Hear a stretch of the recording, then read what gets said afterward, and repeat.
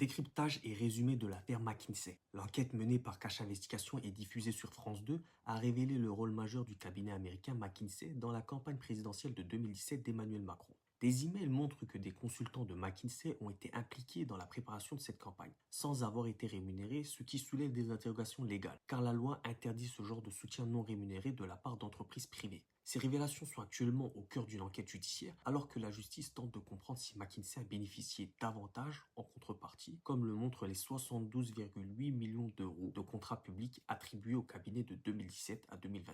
L'enquête montre également que McKinsey, via son consultant Karim Tadjeddine, proche d'Emmanuel Macron depuis 2007, a joué un rôle clé dans le lancement du projet politique de Macron, baptisé Chicxulub ou Chicxulub, j'en ai aucune idée. Ce projet, inspiré par le cratère qui a mis fin à l'ère des dinosaures, visait à symboliser la rupture avec l'ancienne classe politique. Des échanges par email révèlent que des réunions informelles avec des membres de McKinsey et des dirigeants politiques ont été organisées pour soutenir Macron, sans déclaration officielle à la Commission nationale des comptes de campagne. Premièrement, l'implication non rémunérée de McKinsey. La participation de McKinsey dans la campagne présidentielle sans rémunération apparente constitue un enjeu majeur.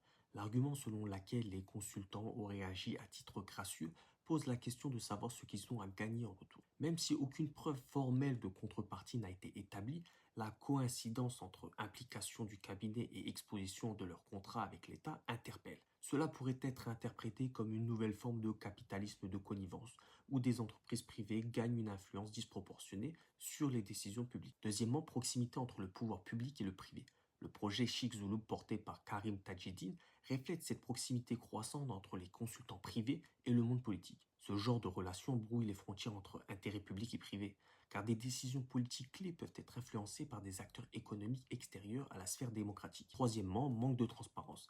L'affaire soulève de sérieux doutes quant à la transparence des comptes de campagne. Le fait que 25 réunions aient été organisées sans déclaration officielle indique un manque de clarté dans la gestion des contributions en nature. Pour nous, citoyens, cela érode la confiance dans le système démocratique, renforçant l'idée d'une politique au service des élites. Quatrièmement, concentration de pouvoir et favoritisme.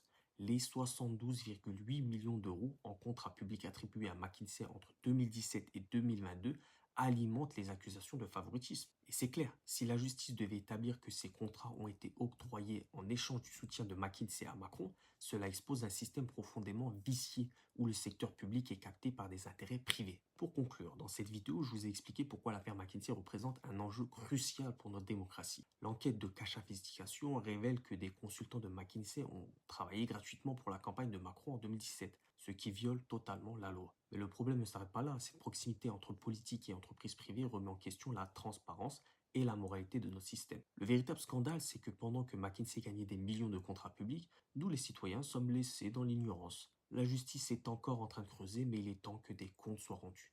Bref, dites-moi en commentaire ce que vous en pensez, bien sûr toujours dans le respect.